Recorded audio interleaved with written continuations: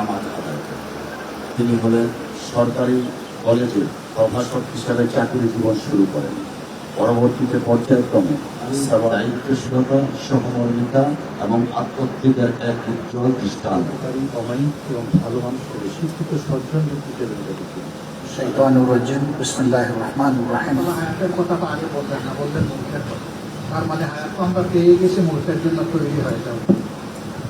এই ক্ষেত্রে আল্লাহ এটাও প্রশংসিত হবেন।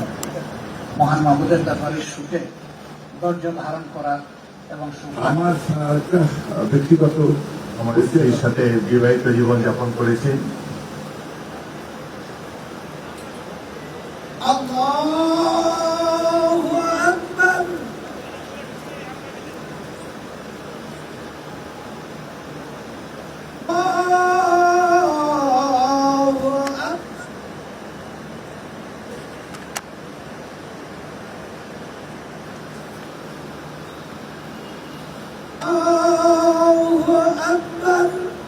আল্লাহ